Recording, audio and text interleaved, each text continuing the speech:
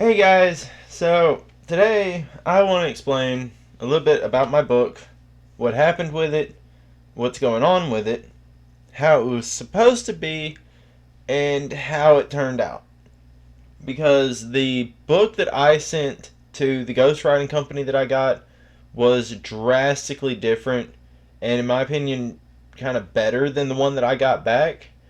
And despite the fact that I threw, almost $2,000 towards my book getting done, I am basically not any closer to it being done than when I, started paying. And that is a very frustrating thing to me. It is. Uh, the biggest thing that I can tell you guys is that these ghostwriters just pumped adjective after adjective after adjective into things and basically left no detail just to the imagination. Like they spelled out an entire scene for seemingly no reason other than to just mindlessly fill pages. And the fact that I was paying for, an actual story to be wrote, and they were just pumping in just tons of extra words for no other reason than to just fill pages. That is just was really bad to me because like this process, I know I bought outright like 300 pages. I was supposed to get 300 pages of content back to me. I sent them around 35. I got probably about 45 back. And the extra 10, for some reason, parts of what I sent them were just taken out and just replaced with tons of filler that had nothing to do with my storyline that I had planned out. Because I have this entire book mapped out from beginning to end. It's just making it an actual book. Like I've got a pamphlet right now, basically. Like I've got the table of contents and I've got a chapter description. Like that's basically what I have for the whole thing. And then I wrote probably about 4 chapters, 5 chapters, in the little prologue. And what I got back, yes, was a little bit better, a couple extra chapters, but they were just not good in my opinion. I did not like how they were handled, the direction they went. I just didn't. And so now I've got to go back because I I found that I do actually have the original writings that I have. So I've got that. I've got my altered writings, and I've got my table of contents and everything that I did. So at some point, whenever I have just a ton of extra free time, I can actually sit down and do it. I just want to write my book. I just want to be an author. I have like 4 other book ideas, but that's a whole different thing for another day. Here today, we're here to talk about my grand 10-year long failure. So what I originally sent to them, I'm going to tell you, like, this is the prologue setting the scene. What I sent to them, the first 2 lines is: the dark towers of the castle stood as a silhouette against a bright, nearly full moon. It stood as the lone building in a sea of trees and snow. Okay, you've got that. That's my first 2 lines. Kind of sets the scene. You've got this castle, full moon. It's one building and basically a snowy forest. I mean, kind of sets the scene nice. Okay, okay. What I got back: the imposing and reclusive towers of the castle and its dwellers awaited the arrival of victors with impatience. Yeah, there's a group of people that's supposed to be coming, but like that part was unnecessary to me. The castle, though built of brick and mortar and parentheses and blood, seemed monolithic and cruel. It was painted black by the night that surrounded it and sprayed with a gleam of silver by the full moon, reflecting its borrowed rays in its utmost grace and glory. Like, you've got a whole paragraph for your first 2 sentences just to set the scene of this castle. You didn't even need to mention that it's got dwellers inside of it. And who even says dwellers? Like, what? And awaited the arrival of the victors with impatience. I mean, You haven't even like set a scene or anything like that. You're not letting anybody know, what are these victors of? Like, in your first sentence, you should not drop something like that. And the fact that they changed you know, the tower stood against as a silhouette against the bright, nearly full moon. Like, that to me sounds like a fine first sentence. No, we've got to talk about dwellers in a castle. Like, why? I don't understand the whole of what was done with this. The rest of this prologue is continuing in the same thing. Castle seemed like it was trying to imitate those who took refuge in it, but it was doing a poor job. What does that even mean? What what the castle was trying to imitate the people inside of it. So the castle's just over there like, man, I sure wish I had legs.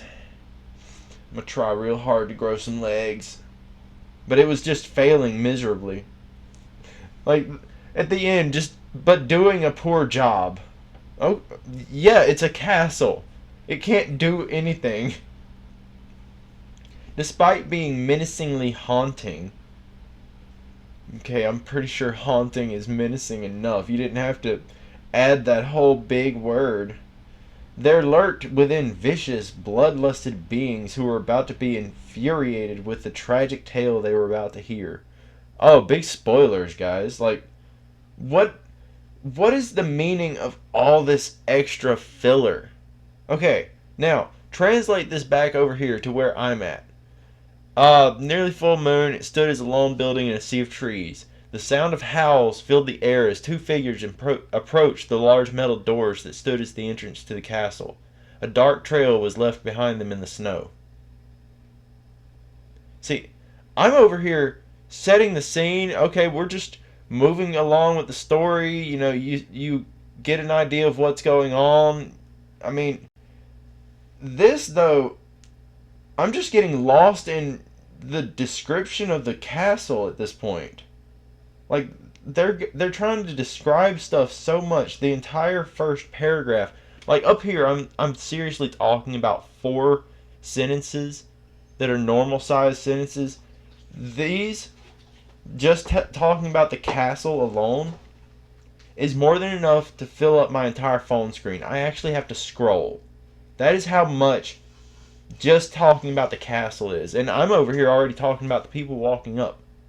Like, you should not just sit there and pump in just tons and tons of descriptive filler for no other reason than to just drag a story out. And if anybody out there wants to look into going into ghostwriting, do not just sit there and pump in adjective after adjective after adjective. It's going to get annoying. Very annoying. The herd of beastly wolves and pale and puffed humans crowded the channels around the crenellation atop the castle. A unique amalgamate of the human-beast harmony would raise more questions than it answered for those who will stumble upon it the first time. Like, who talks like this? Did the company that I hired legitimately just turn around, take my money, throw it into a random AI and say, make a, joke out of this, make a, extended parody of this or something. And this is what I got back? Because that's really what feels like it happened. Mind you, this was a couple of years ago. But I still feel like that was about the level of AI that they had. So if this was an actual person that was writing this, I am severely worried about that person. I'm worried about their mental health and if they have anybody that is watching after them. Because this is not good. It's, I mean, some people might find it okay, but to me, it's just, it's weird. The purebloods have claimed a good number of human beings to almost have the same number of changelings in the pack as the wolves. The clitter-clatter of the paws and the boots played a weird note of impatience and restlessness. Like, I get that you're trying to set a scene, and the little bit right there, I kind of like that. Yeah, the I don't know what they mean by clitter clatter. I would have said the pitter patter or the clacking or something uh, of the paws and the boots played a weird note of impatience and restlessness. I do like that line. I like that line. But over here, like, I'm moving along. Where was I? A dark trail was left behind them in the snow. One was a tall, thin figure limping as it made its way towards the castle. The other was less than half the height, holding a solid white umbrella, almost camouflaging it within the snow. As the figures near the castle, multiple figures appear lining the roof. I mean, I don't really see the need to just focus so much on the inside of the castle as to just progress the storyline. And after you progress the storyline a bit more and you kind of set your scene and you understand what's going on, then sure, you can deviate over here a little bit, side scene, set some side scene over here, but first and foremost, you need to come up and set your main scene. And that's really what I intended to do here by just immediately letting you kind of get an idea of what you're looking at. Like, if you're trying to imagine this scene in your head, okay, a castle, bunch of trees, you've got a couple of people walking up, and as they're getting closer, you start seeing figures pop up on the castle walls and whatnot. Okay, you're kind of getting the scene. Whereas with this, okay, there's a castle, it's in the snow. Okay, the colors of this, something about the moon, the reflection of the light, the trees are doing this, the castle's made of this. Okay, the people are doing this. Like, where is the scene? Like, there's just so much all over the place, and so much trying to describe one specific thing so much, like each individual specific thing so much, that it just destroys the imagination of it. And I mean, there has to be a sense of anonymity for you to be able to actually imagine things, for you to be able to picture these things in your mind. Like, I get some people like having things completely spelled out for them. Some people like to be able to just sit there and, get 100% of the story just completely handed to them on a platter. And I'm not saying that's a bad thing by any means. And I know that in a lot of different ways, that type of content is really helpful. I don't know why I'm doing so much with my hands. Please ignore it. I'm not used to this, and I'm a little bit insecure about reading a book that I have never actually talked about to people. Okay? There's 3 people that have ever read this, and you're all getting to now. Okay? So give me a break. But it leaves nothing to the imagination, and you need a certain sense of anonymity for people to be able to picture things. And it's okay to want to be able to be handed something the entire way. There's some people that don't really have a sense of imagination the way that people like me do, and I don't have a sense of imagination the way that other people might. There's so many different ways that you can have an imagination, that you can picture things, that you can enjoy a story being told to you or reading, and it's okay. That is okay. Just for me personally and the book that I was aiming to write and to produce myself, I get, it's kind of contradictory to the fact that I paid somebody to write it, but I didn't actually write it. For a lot of it, I did write it, okay? And a lot of major writers will even tell you, you might sit down and write 5 to 10 pages of material and then let somebody else fill in the gaps. It's not so bad, and in a lot of cases, writers will give credit where credit is due. In this case, I am not giving any credit to these people. No, if I do hire another ghostwriter, then I will definitely give that ghostwriter credit if I enjoy the work that they do, and I will suggest them to other people.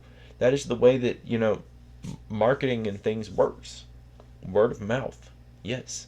But this company, I did not like them. I did not like the way that they did things. I did not like the way that they handled any of it. You guys heard the terms that I said in here: purebloods and halflings. Then you've also got the changelings. I've got. They're not supposed to be halflings. Then, that was a mistake. There's the purebloods, the changelings, and the half breeds. The purebloods are your just the top of the tier whatever's.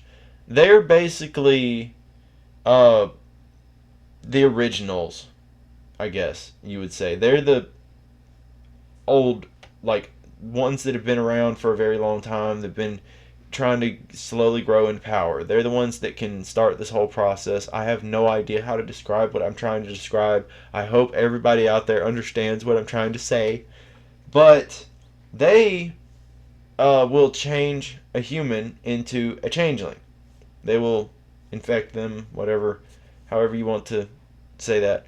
And the changelings, their big quality is that they will change between a basic human and what older forms of, like, a werewolf. Still walk around on 2 feet. They just grow hair.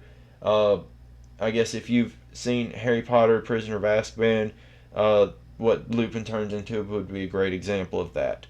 Um, the big thing about this, though, is that they, from there, if they infect another human, and they can only actually infect on a full moon. Uh, they both can. I'm sorry, I'm not used to having to try to explain my lore. But they can only infect on a full moon, so the changelings then can go back and forth between human and not human. They can only infect on a full moon as well. They will turn a human into a half breed, which then is a wolf, all except for during a full moon, in which time they turn back to a regular human. Uh, Day and night, just during the specific lunar cycle for that time period, they will be a human. Same thing with the uh, infection. It will be during the lunar cycle, not just at night there's a full moon in the sky. No, like, the next morning you wake up, yeah, I'm still gonna infect you. Probably tonight too.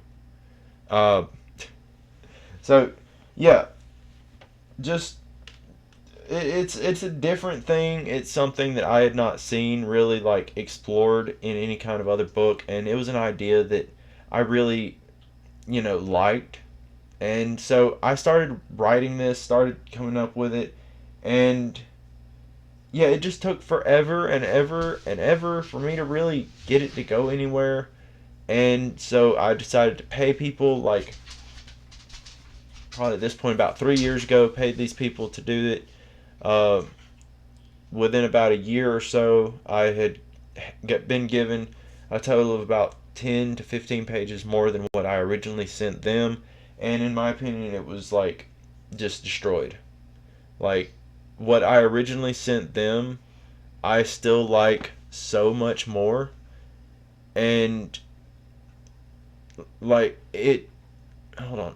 Actually, I've got 22 pages right here. Um.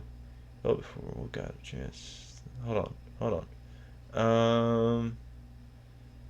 No, this actually would not be everything that I wrote. There's more that I wrote to this somewhere. This is the end of, I think, chapter 4. Hold on. No, chapter 6. Uh, Back before I really started, like, fleshing things out. Because the biggest thing is I've wrote, like, 4 or 5 pages for, well, in Microsoft Word. And I use small text. 13,000 words, and so you really, like, split this out in regular book size, like little handheld book, and I probably got around about 70-ish pages wrote in the 6 chapters and prologue that I have. And so split that up amongst what they sent me back. Whenever I shrink this down onto my phone, I have no idea how many I even have. I have no idea how much I have then. I have literally no idea. I have 8 chapters now. Let me put it that way. I sent them 6 and a prologue. I got 8 and the prologue back. So that's my best way to say it. So give about an extra 5-6 pages onto here of what I've got. I've got 22 on my computer. Translate that over here. I've probably got around 40-ish because of the sheer size difference of everything. Because I've got size 22 font on full size pages. There's 22 and a half. So I've got quite a bit. Quite a bit. And at some point, I really do want to sit down and be able to flesh all of this out and really actually do it and, finish it. And at some point, in all honesty, I think what I'm going to do is piece by piece, chapter by chapter, I'm going to sit down and possibly, either in video slowly edit the chapters and flesh them out in video, or as I finish each chapter, I'm going to read them out, or might read them out before I do them, and then come back, read them out after I'm done, and see if you guys really like the big difference that I'm making. I don't know. I'm super wanting to actually be able to do this. But I really don't know when I will ever be able to actually get the time to do this. This has been one of my big passion projects for a very, very long time. Being an author, being a YouTuber, running a restaurant, being a voice actor. There's a bunch of things I really wanted to do. And it's hard to be able to find the time to actually be able to do them. And be able to pay the bills. Because, unfortunately, all the things that I want to do aren't things that I can make a living with right now. And so, hopefully at some point, I'll be able to. Hopefully at some point, one of these things will be able to go somewhere and I'll be able to actually put time towards all the things I want to do. So, thank you guys so much for watching. I know this has been a very, very strange video, and I know it's very odd to sit here and watch me do all this and read all this and just talk about things and not wear a hat. Yeah, I'm not even wearing a hat. But thank you guys for listening to my crazy little rant. I guess subscribe, share with all of your little bookworm friends and tell them about this guy that's writing a book and might want to hear about different things that they think in the storyline. If I get enough people that are severely interested in doing all this, then I might slowly do piece by piece instead of a whole chapter at a time. I might do just part of a chapter at a time and take pointers from you guys about what you think. We do a community book. I don't know how that would work out for all the rest of you, because I would feel personally terrible about trying to use tips and pointers from you guys to try to write my own book, knowing good and well that there's no way that I would be able to ever pay royalties to you guys. So I don't know about that one. I don't know. Maybe something be able to send out some type of gift package or something. I don't know. By the point where I actually am able to publish a book, I should have members and whatnot, and things should be able to be much more streamlined on the channel and handling things. So hopefully this will be something we can do someday. I really hope it is.